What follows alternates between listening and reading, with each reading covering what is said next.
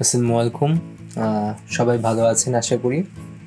আজকে episode number 5 আমরা আলোচনা করব কি নিয়ে? আমরা আলোচনা করব রেফারিজ এই পার্টটা নিয়ে। সো আজকের ভিডিওটা কিন্তু খুব গুরুত্বপূর্ণ হবে, বিশেষ করে এই এলওআর বা লেটার অফ রিকমেন্ডেশন বা রেফারেন্স লেটার যেটাই বলেন না কেন, এই ইস্যুটা নিয়ে, এই টপিকটা নিয়ে কিন্তু not only for this specific scholarship but overall আমাদের কিন্তু অনেক ধরনের সমস্যা, অনেক ধরনের প্রশ্ন, অনেক ধরনের ইস্যুস কিন্তু থাকে আমরা আসলে অনেকেই বুঝতে পারি না, বা কাকে রেফারি বানাবো, কি লিখবো, কিভাবে লিখবো। তো এই রেফারিজের যে পোর্শনটা, সেই পোর্শনটা নিয়ে আসলে আজকে আলোচনা করব। আজকে যদিও আলোচনা করব মেনলি আমাদের চিভনিং স্কলারশিপের আসলে রেফারিজ পোর্শনটা নিয়ে, তবে এছাড়াও আসলে এরপরে আরেকটা ভিডিও আমি বানানোর চেষ্টা করবো যে এলওআর নিয়ে, অর্থাৎ লেটার অফ রেকমেন্ডেশন কীভাবে লেখা যায় বা কীভাবে লিখলে বা কাদের কে কোড করলে বা কাদেরকে রেফারি হিসেবে বানালে বেটার হয় সেটা নিয়ে। তো আজকে চেষ্টা করব শুধু চিভনিং নিয়ে আলোচনা করতে।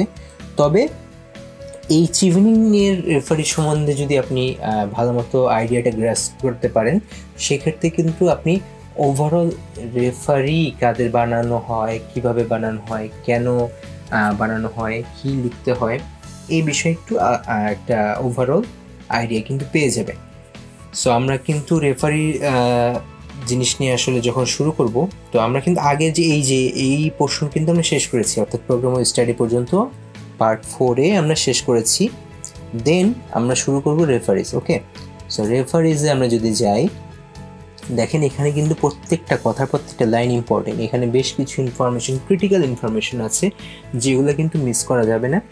স্পেসিফিক্যালি যদি বলি, সেক্ষেত্রে টাইম মেনশন করা থাকবে, কয় তারিখ কয়টার মধ্যে আপনাকে সাবমিট করতে হবে। লাইক এখানে কিন্তু দেওয়া আছে, দেখেন যে রেফারির যে রেফারেন্স লেটার সেটা কি, এখানে চিভনিংয়ে দেওয়া লাগে মেইনলি দুটো, number 1 and number 2, first referee, second referee. এবং চিভনিংয়ে এই অ্যাপ্লিকেশন সাবমিটের ভিতরে, অর্থাৎ আমাদের যে ডেডলাইন আছে চিভনিং স্কলারশিপ অ্যাপ্লিকেশন সাবমিটের, এই ডেডলাইনের পরে কিন্তু আরও অনেক কাজ আছে, বাট এই ডেডলাইনের ভেতরে আমাদের যেটা রেফারির পোর্শনের ক্ষেত্রে করতে হবে, সেটা হলো দুইজন রেফারির নাম এবং ডিটেলস দিতে হবে।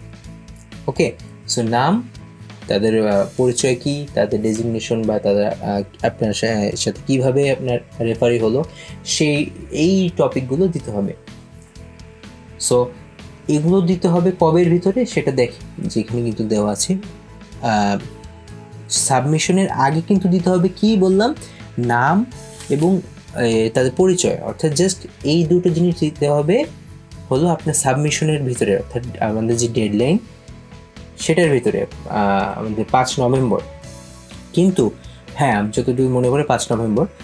তো 19 ফেব্রুয়ারি তাহলে কি, 19 ফেব্রুয়ারি হলো রেফারেন্স লেটার যেই দুটো আপনি আপনার রেফারির কাছ থেকে নিয়েছেন বা ওনারা আপনাকে প্রোভাইড করেছে, সেই দুটোকে এই পোর্টালে আপনার যে সাবমিট করা বা পোর্টালে আপলোড করার জন্য সময়টা, লাস্ট ডেডলাইন হলে এই 19 ফেব্রুয়ারি 2025।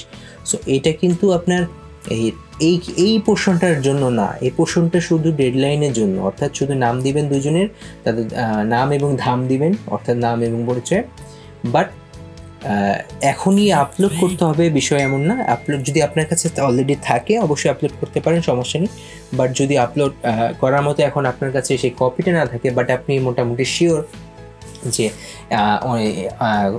কথা মিস্টার এক্সের কাছ থেকে আপনি পাবেন এবং মিস্টার ওয়াইয়ের কাছ থেকে পাবেন, সেক্ষেত্রে মিস্টার এক্সের তথ্য দিবেন এবং মিস্টার ওয়াইয়ের তথ্য দিবেন। এবং অবশ্যই যেটা করতে হবে, রেফারি যাদের দিতে চাচ্ছেন, নট লাইক এই শুধু দুইজনের উপর আপনি নির্ভর করবেন না, চেষ্টা করবেন অ্যাটলিস্ট 3 থেকে 4 জনের কাছে আপনি যাবেন, তাদের সাথে কথা বলে রাখবেন এবং বলবেন যে আপনি চিভনিং স্কলারশিপ অ্যাপ্লাই করছেন এবং তাদের থেকে রেফারেন্স লেটার প্রয়োজন। সো তাদের থেকে রেফারেন্স লেটার প্রয়োজন এভাবে বলে রাখবেন। এবং তারা সবচেয়ে বেটার অপশন কি, ওয়ার্ল্ড ওয়াইড সবচেয়ে বেটার বা best way to get LOR through them actually, like তারা যিনি আপনার রেফারি, সে যদি নিজে লিখে, এটা বেস্ট। এটাই আসলে অ্যাকচুয়াল বা ন্যাচারাল নিয়ম। বাট বাংলাদেশের আসলে যেই প্র্যাকটিসটা হয়, সেটা যদি আসলে বলি যে আসলে স্টুডেন্টরা বা যাদের আসলে রেফারেন্স লাগবে তারাই আসলে লেখে, তারা একটা ড্রাফট তৈরি করে, সেটা রেফারিকে দেয়, এবং বলে যে হ্যাঁ আপনি একটু দেখেন, যদি কিছু টুইক করা থাকে টুইক করেন, দেন সাইন করে আমাকে আবার দেন। তো কাইন্ড অফ এটাই আসলে বাংলাদেশে প্র্যাকটিস হয়ে আসছে। তো এইটা এই ক্ষেত্রে কিছু সুবিধা অবশ্যই আছে, যে আপনি যেভাবে আপনি নিজেকে তুলে ধরতে পারবেন, হয়তো আপনার রেফারি সেভাবে হয়তো আপনাকে তুলে ধরবে না। তো এটাও একটা ভালো দিক যে আপনি আপনার সম্পর্কে সুন্দর মতো লিখতে পারবেন, এবং আপনার রেফারি জাস্ট হ্যাঁ ওকে ওকে ওকে বলে একটা সাইন দিয়ে আপনাকে প্রোভাইড করে দিবেন। সো এইটা একটা গুড ওয়ে। সো আপনারা যেটা করবেন যে আসলে যেহেতু বাংলাদেশে এই প্র্যাকটিসটা হয়ে আসছে, আপনারা যদি অবশ্যই আপনার রেফারি যদি আপনাকে লিখে দেয় নিজে থেকে বেস্ট, বাট যদি সেটার আপনার কোনো অপশন না থাকে বা আপনার কাছে এটা কমপ্লেক্স মনে হয়, বা আপনার রেফারি যদি বলে যে আমাকে একটা ড্রাফট করে দাও বা করে দেন, সেক্ষেত্রে আপনাকেই লিখতে হবে। সো এখন যেটা করবেন, যদি আপনার কাছে থাকে আপলোড করে দিতে পারেন, না থাকলে তাদের সাথে কথা বলে যে আপনাদের আমি দিচ্ছি, এরকম 3-4 জনের সাথে কথা বলে যে কোনো 2 জনের, বা যেই 2 জন মোস্ট প্রবাবল, যেই 2 জনের কাছ থেকে পাওয়ার সম্ভাবনা সবচেয়ে বেশি, তাদের নাম এবং পরিচয় এখানে দিয়ে দিবে। এখন রেফারেন্স নিয়ে কেন এত কথা বলছি, রেফারেন্সটা কিন্তু খুব ইম্পর্টেন্ট। যে কোনো স্কলারশিপ বলেন, যে কোনো ইভেন চাকরি বলেন, বা সব জায়গাতে আসলে রেফারেন্স জিনিসটা খুবই একটা ভ্যালিড, খুবই একটা মানে ইম্পর্টেন্ট একটা ইস্যু। এই রেফারেন্স এই পোর্শনটাকে কিন্তু হেলাফেলা করার কোনো অপশন নেই। সো আমাদের কিন্তু এখানে একটু কাটচুপি করা, একটু শর্টকাট চলে যায়, আচ্ছা কী লিখছে না পড়ে চলে যাওয়াটা উচিত হবে না। সো এখানে একটু দেখেন যে এখানে যে 19 ফেব্রুয়ারি আমরা একটা নতুন তথ্য জানলাম যে রেফারেন্স লেটারটা আপলোড করার লাস্ট টাইম হলো 19 ফেব্রুয়ারি 2025। ওকে, তারপর দেখেন ইম্পর্টেন্ট দেখেন সেটা হলো যে referees should be known to you either in academic or professional capacity. অর্থাৎ যেটা হলো যে 2 জন, তো চেষ্টা করবেন হলো একজন হলো আপনার একাডেমিক রেফারি থেকে রেফারেন্স লেটার নেওয়া, আরেকজন প্রফেশনাল রেফারি থেকে রেফারেন্স লেটার নেওয়া। আই গেস বুঝতে পারছেন আমি কি বলতে যাচ্ছি। অর্থাৎ আপনি সাপোজ আপনি স্টুডেন্ট ছিলেন বা আছেন, আপনার এই যে সাবজেক্টটা পড়তে যাচ্ছেন তার রিলেটেড যদি কোনো টিচার বা প্রফেসর হয়, তার কাছ থেকে রেফারেন্স লেটার নিতে পারলে খুব ভালো। না পারলেও কোনো সমস্যা নেই, আপনি যার কাছ থেকে আপনি মানে ভালো একটা রেফারেন্স লেটার আপনি আদায় করতে পারবেন বলে মনে হয়, বা যে আপনাকে দিতে রাজি হবে এরকম মনে হয়, তার কাছ থেকে নেবেন, সমস্যা নেই। সো এটা আপনার প্রফেসর হতে পারে, এটা আপনার লেকচারার হতে পারে, এটা আপনার মানে একাডেমিক কোনোভাবে আপনার সাথে রিলেটেড, কিন্তু অবশ্যই আপনার সাথে সে ডিরেক্টলি কোনো না কোনোভাবে একাডেমিক্যালি রিলেটেড ছিল। লাইক সে হয়তো আপনার ক্লাস নিয়েছে, তার সাথে হয়তো আপনি রিসার্চ করেছেন, তার সাথে হয়তো আপনি তার কাছ থেকে আপনি কিছু শিখেছেন, মানে সে ডিরেক্টলি কোনো না কোনোভাবে আপনাকে সে শিখিয়েছে, পড়িয়েছে, বুঝিয়েছে, জানিয়েছে, এরকম একাডেমিক্যালি অর্থাৎ আপনার সাথে রিলেটেড একজন। আর আরেকজন হলো প্রফেশনালি কে? প্রফেশনাল মানে যে আপনি হয়তো চাকরি করছেন, তার কাছ থেকে নিতে পারেন। ওকে, সো আপনার সুপারভাইজারের কাছ থেকে নিতে পারেন, আপনার বসের কাছ থেকে নিতে পারেন, আপনার হেড অফ ডিপার্টমেন্টের কাছ থেকে নিতে পারেন, ইভেন আপনার কলিগের কাছ থেকে নিতে পারেন। ইটস নট লাইক আমার ব্যাচমেট বা আমার ইয়ার কাছ থেকে, আমার কলিগ যে আমারই সমান পদমর্যাদা, তার কাছ থেকে নিতে পারবেন কিনা? ইয়েস পারবেন। মূল কথা যে আপনাকে ভালো মতো চিনে, যে আপনার সম্পর্কে ভালো কথাবার্তা বলতে পারবে, জানে, যে আপনাকে ইন এ গুড সেন্সে আপনাকে চিনে বুঝে জানে, যে আপনার সম্পর্কে ভালো কথা লিখবে বলে আপনার দৃঢ় বিশ্বাস, তাকে আপনি রেফারি বানান। ইয়েস, আপনি যেহেতু লিখে দিচ্ছেন, আপনি আপনার সম্পর্কে অবশ্যই ভালো কথাই লিখবেন, বাট তারপরে চেষ্টা করবেন যাদের কাছ থেকে নিচ্ছেন তারা যাতে মানে কোনো এক কারণে যদি চিভেনিং স্কলারশিপ থেকে তাদের সাথে কন্ট্যাক্ট করা হয় ভ্যালিডিটি চেকের জন্য, যে হয় না, আমি বলে রাখি আসলে এই জিনিসটা খুবই রেয়ার, কখনো এরকম কারো পেয়েছি বলে আমি শুনিনি। বাট যদির কথা বলছি, যদি তারা কোনো সময় চেক করে, সেক্ষেত্রে তারা যাতে অস্বীকার না করে যে না আমি তো জানি না, এই নামে তো আমি চিনি না, বা আমি রেফারেন্স লেটার দিইনি, এরকম যাতে কোনো ধরনের কোনো নেগেটিভ ফিডব্যাক তারা না পায়। সো এইভাবে একটু খেয়াল রাখবেন। ওকে, সো অনেক কথা বলে ফেলছি, কারণ এই জিনিসগুলো একটু ক্রিটিক্যাল এবং বোঝার কিছু জিনিস আছে। আমি সরি যে হয়তো অনেকে বোর হচ্ছেন, বা অনেকে হয়তো ভাবছেন যেগুলো তো সবই জানি, বাট অনেকে জানে না। তো যারা জানে না আসলে তাদের জন্যই মূলত এই ভিডিওটি একটু শুধু রেফারি নিয়ে আজকে আলোচনা করবো। এই এপিসোড 5টা শুধু রেফারি নিয়ে, রেফারেন্স লেটার নিয়ে। ওকে, নেক্সট আমাদের একটা ইম্পর্টেন্ট কি দেখেন, reference must be written in English. Okay, অবশ্যই রেফারেন্স লেটার আপনার বাংলা, আপনার সুপারভাইজার হয়তো বাংলায় দিতে যাচ্ছে, no, try to get a LOR or reference letter in English format, in English language. বাংলায় বা আপনার ভাষাতে, অন্য বা আপনি আরবি ফার্সি যে কোনো ভাষাতে নিতে পারেন, সমস্যা নেই। কিন্তু সমস্যা হলো যে নোটারি করে নিতে হবে। সো এইটা একটু ক্রিটিক্যাল বিষয়। আমি বলি কি, আসলে এই জিনিসের ভেজালের দিকে যেন না, আপনি ডিরেক্টলি একটা তার কাছে, সে যদি দিতে চায় লিখে, তাকে বলবেন ইংরেজিতে লিখে দিতে। সে যদি বলে যে না তুমি করে দাও, ড্রাফট করে দাও, আমি এটাকে মডিফাই করে আবার আমি ফিরিয়ে দেবো, ব্যাক করবো সাইন করে, আপনিও নিজে ইংরেজিতে লিখবেন। সো এটা নিয়ে আসলে আর কিছু করবেন না, অন্য কোনো ভাষা দিকে যাওয়ার কোনো দরকার নেই, আপনি ইংরেজিতেই থাকবেন। ওই নোটারি করার কোনো আসলে ওই কমপ্লেক্স কাজের দিকে যাওয়ার প্রয়োজনই নেই। সো ইন ইংলিশ হতে হবে। ওকে, তারপর কি আপলোড করতে হবে কোথায়, যে যেটা আমি বললাম যে আমাদের অ্যাপ্লিকেশন পোর্টালে আপলোডের একটা থাকবে, অপশন থাকবে, সেখানে আপলোড করতে হবে। ওকে, আপনার রেফারি যদি নিজে লিখতে চায়, তাকে এই যে এই পেজটার লিঙ্কটা ধরায় দিবেন, যে এখানে কি কি করার আছে বা কি কি ইনস্ট্রাকশন আছে। আপনি নিজের জন্য কিছু ইনস্ট্রাকশন এখানে লেখা আছে, কে হতে পারবে রেফারি, এবং রেফারি ইনস্ট্রাকশনস ফর রেফারিজ, এভাবে অনেক সুন্দর, অনেক ডিটেল বইতে অনেক কিছু লেখা আছে। ওকে, এখানে একটা দেখেন ইম্পর্টেন্ট একটা কথা আছে। ইম্পর্টেন্ট কথাটা কি, once submitted you will no longer be able to make amendments.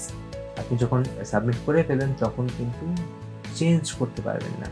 ওকে, কি বুঝাতে পেরেছি কিনা আমি জানি না।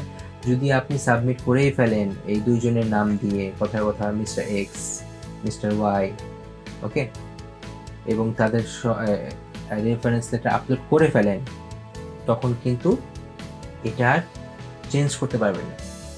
Like, should you need to change the details of a referee, please click on the change button next to the referee and enter new details. So এই যে 16-19 ফেব্রুয়ারি 2025, তার আগে আপনি নাম চেঞ্জ করেন, পরিচয় চেঞ্জ করেন, সব কিছু চেঞ্জ করতে পারবেন, কিন্তু আপনার 19 ফেব্রুয়ারির পরে কিন্তু আর কোনো অপশন থাকবে না চেঞ্জ করার। ওকে, আরেকটা ইম্পর্টেন্ট জিনিস আছে যেটা এখানে ছিল, যে যদি আপনি ইন্টারভিউতে সিলেক্টেড হন, ধরেন এখন আপনি কোনো রকম জাস্ট নাম দিয়েছেন, আপলোড করেননি, ইন্টারভিউতে সিলেক্টেড হয়েছেন, ইন্টারভিউ মোস্ট প্রবাবলি আপনার ফেব্রুয়ারি শেষে বা মার্চে হবে, যারা মানে এই ফার্স্ট স্লটে টিকবেন, তাদের ইন্টারভিউ ডাকবে যখন। ইন্টারভিউতে কিন্তু অবশ্যই রেফারেন্স লেটার নিয়ে যেতে হবে। হ্যাঁ, দুটো রেফারেন্স লেটার মেইন কপিটা নিয়ে যেতে হবে।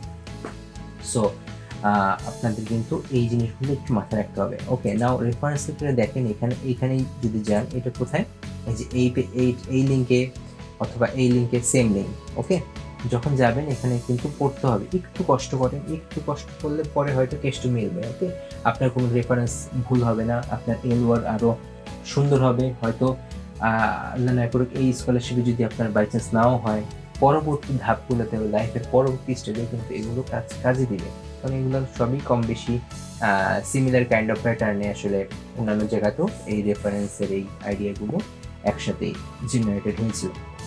সো লাইক, এখানে কি দেখেন যে as part of achieving application you need to submit two references to demonstrate your suitability for achieving scholarship and master's degree in the UK. So এটা অলরেডি আমরা জানি, হ্যাঁ, যে দুইটা দিতে হবে। ওকে, এখন কি হু ক্যান বি রেফারি, দেখেন কে রেফারি হতে পারবে, এটা কিন্তু আমি অলরেডি মনে হয় বাংলায় অলরেডি বুঝিয়ে ফেলেছি, রাইট? সো এখানে তারপরে দেখেন কি লেখা, দেখেন একই কথা, এই referee should be someone who knows you in professional personal capacity. So এখানে আপনাকে ভালো মতো চিনবে এমন মানুষ কিন্তু লাগে, কিন্তু খেয়াল করেন ফ্রেন্ড বা রিলেটিভ না। ফ্রেন্ড বা রিলেটিভের কাছ থেকে, আপনার বাবা হয়তো বড় একজন ব্যারিস্টার, উকিল বলেন বা যেটাই বলেন, অ্যাডভোকেট, এখন আপনি হলো কোনো ল রিলেটেড কোর্সে আপনি অ্যাপ্লাই করছেন বা সিভিল ইঞ্জিনিয়ারিং অ্যাপ্লাই করছেন, সো সেখানে আপনার হলো বাবার কাছ থেকে LOR নেবেন, এই জিনিসটা কিন্তু হবে না, এটা কিন্তু মানে আপনার রেফারেন্স হিসেবে কাজ করবে না। ask them early to ensure they have enough time to write a strong information. So সবাই আসলে যেটা আমি বললাম সবাই আসলে চায় যে এটা হলো যাতে মানে ভালো মতো সেই রেফার নিজেই লেখে, এটা আসলে অনেকে লেখে না বা লিখতে চায় না। ওকে, নেক্সট এই ভিডিওটা অলরেডি বড় হয়ে যাচ্ছে, বাট তারপর আমি যে মানে রেফারেন্স জিনিসটা শেষ না করে মাঝখানে আবার থামতে যাচ্ছি। একটু বড় হলেও আমি আশা করি যে সবাই একটু ধৈর্য ধরে পুরোটা দেখবেন যাতে নিজেরাও একটু বুঝতে পারেন। How many reference should I choose, এটা অলরেডি আমরা জানি 2জন। When do I submit my reference letter, কখন আমি এটা সাবমিট করবো? ইনিশিয়ালি জাস্ট নাম এবং কন্ট্যাক্ট ডিটেলস যেটা আমি বলছি অলরেডি এটা দিবেন, এবং পরে কি অ্যাপ্লিকেশন টাইমলাইন অনুযায়ী হলো পরবর্তী স্টেজে গিয়ে আপনার ওটা আপলোড করার সময় থাকবে, সময় ডেডলাইনের ভিতরে আপলোড করতে হবে। How do I submit my references, এইখানেই আপলোড করার অ্যাপ্লিকেশন পোর্টালে আপলোড করার অনলাইন সিস্টেম থাকবে, দুইটা সেপারেট ফাইলে আলাদা আলাদাভাবে পিডিএফ ফরম্যাটে আপলোড করে দিবেন। What happens if I miss the reference deadline, যদি আপনি by chance reference deadline miss করেন এবং ইন্টারভিউতে টিকে যান, মানে ইন্টারভিউতে যদি আপনি ডাক পান, সেক্ষেত্রে আপনি রেফারেন্স লেটার হয়তো আপলোড করতে পারেননি, তো যাদের নাম দিয়েছিলেন সেই তাদের 2জনের রেফারেন্স লেটারটা ফিজিক্যাল মূল সাইন করা কপিটা আপনি ইন্টারভিউ বোর্ডে নিয়ে যাবেন। Okay, then can my references be submitted in another language, এটা আমি অলরেডি বলে ফেলেছি। The embassy in my country has suspended operations, এটা আমাদের ক্ষেত্রে আসলে প্রযোজ্য এখন আপাতত মনে হচ্ছে না। ওকে, দেন ইনস্ট্রাকশনস ফর রেফারিজ, আপনার রেফারি যদি নিজে লিখতে চায় তার জন্য ইনস্ট্রাকশন। এখন এইটা যদি আপনি নিজেও আসলে আপনার রেফারির পক্ষ থেকে ড্রাফট লেখেন, আপনি ওইটা পড়ে নেবেন। সো এটা কি রিটেন ইন ইংলিশ, অবশ্যই ইংরেজিতে লিখতে হবে। এইটা একটু ইম্পর্টেন্ট, হ্যাঁ, এটা দেখেন, be address to the British embassy or high commission in the applicant's country or territory. So একদম উপরে অবশ্যই থাকতে হবে কাকে আপনি অ্যাড্রেসটা কাকে করছেন, কাকে করবেন, ব্রিটিশ এম্বাসি বা high commission in the applicant's country. Like বাংলাদেশে করতে হবে ব্রিটিশ হাই কমিশন, বাংলাদেশে ব্রিটিশ হাই কমিশন আছে, সো অ্যাড্রেসটা কাকে করতে হবে, ব্রিটিশ হাই কমিশনকে। এটা কিন্তু ইম্পর্টেন্ট, এটা কিন্তু থাকতে হবে। ওকে, ইম্পর্টেন্ট এটা কিন্তু একটা পয়েন্ট। দেন ইনক্লুডেড কন্ট্যাক্ট ডিটেলস, আপনার সব কিছু থাকতে হবে, আপনার কন্ট্যাক্ট ডিটেলস থাকতে হবে, মানে আপনি কে, আপনি বলতে কিন্তু এটা কিন্তু রেফারি, ওকে, অ্যাপ্লিকেন্ট না। রেফারি যে লিখছে তার জন্য ইনস্ট্রাকশন, তার অ্যাড্রেস থাকতে হবে, ইমেল নাম্বার থাকতে হবে, ইমেল অ্যাড্রেস থাকতে হবে, ফোন নাম্বার থাকতে হবে। ওকে, দেন কি এখানে কিন্তু একটা গুড পজিটিভ এন্ডোর্সমেন্ট করতে হবে অ্যাপ্লিকেন্টের ব্যাপারে, তার সম্পর্কে, তার লিডারশিপ ক্যাপাসিটি। ঘুরে ফিরে কিন্তু ট্রেভেলিং দুটো জিনিসকেই বারবার চায় কি, leadership networking, leadership networking. So আপনার রেফারিও যাতে আপনার লিডারশিপ এবং নেটওয়ার্কিং স্কিলস নিয়ে কথা বলবেন, তার সাথে পার্সোনাল এবং ইন্টারপার্সোনাল কোয়ালিটি নিয়ে কথা বলবে, এবং একাডেমিক রেফারি হলে তো অবশ্যই আপনার একাডেমিক এক্সিলেন্সের নিয়েও কথা বলবে। এই ধরনের জিনিসপত্র যাতে আপনার সম্মুখে লেখা থাকে সেই রেফারেন্স লেটারে। ওকে, দেন এখানে কি find out more about the Chevening application process by visiting the preparing your Chevening application page and reading your guidance. এখানে আরও কিছু ইনফরমেশন আছে, এটা আপাতত লাগছে না। ওকে, দেন কি এই যে রেফারেন্স লেটার, এই যে ফার্স্ট রেফারি, সাপোজ ধরলাম আপনি রেডি এখানে অ্যাড করার জন্য। ওকে, ফার্স্ট রেফারিতে যাব, add a first referee name, suppose mister X, job ধরলাম এটা হলো যে আপনি আপনার একাডেমিক দিবেন, রাইট, জব হলো আপনার হলো academic, suppose academic supervisor. Organisation ধরলাম আপনি আপনার ইউনিভার্সিটি থেকে, ইউনিভার্সিটি যিনি সেখানকার আপনার ধরলাম যে আপনি নর্থ সাউথ ইউনিভার্সিটি।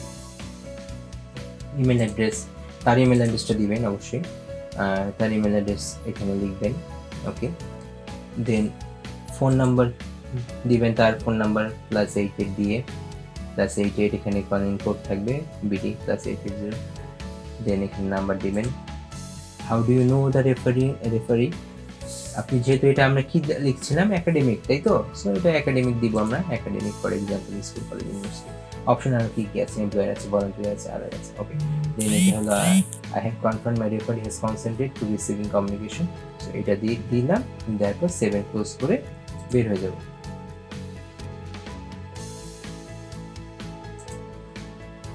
সো এখানে একটা ইমেল অ্যাড্রেস লাইক কিছু একটা দিয়ে দিলাম, আমার নিজেরই একটা ইমেল অ্যাড্রেস এখানে দিয়ে দিব।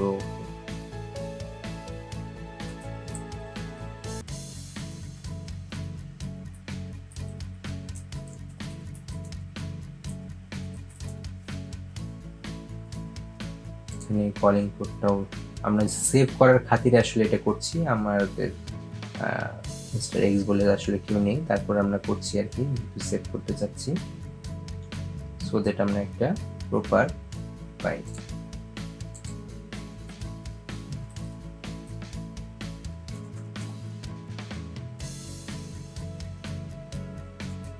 এমনি আমি আন্দাজে এই নাম্বারটা দিলাম, জানি না এই নাম্বার কার কিনা। সেভেন ক্লোজ, দেখেন একটা পেয়ে গেছে। হ্যাঁ, ঠিক একইভাবে সেম পদ্ধতিতে সেকেন্ড রেফারিও আমাদের দিতে হবে। মিস্টার ওয়াই, যে এইটা ধরলাম আমরা দিব হলো প্রফেশনাল। ওকে, প্রফেশনাল লাইক আমার বস সাপোজ ধরলাম ম্যানেজার, জাস্ট এমনি উনি ম্যানেজার অর্গানাইজেশন, আমি ধরলাম কিসে কাজ করি, লাইক আমি আমার প্রতিষ্ঠানের নাম ধরলাম হলো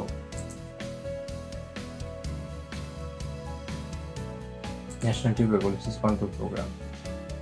ইমেল দিয়ে দিলাম, আরেকটি ইমেল আমার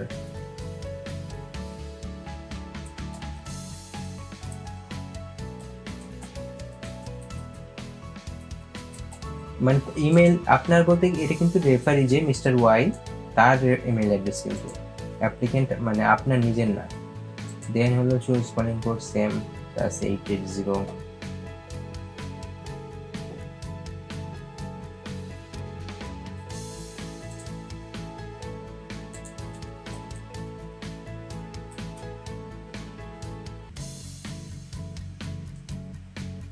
এটাকে আমার এমপ্লয়ার। ওকে,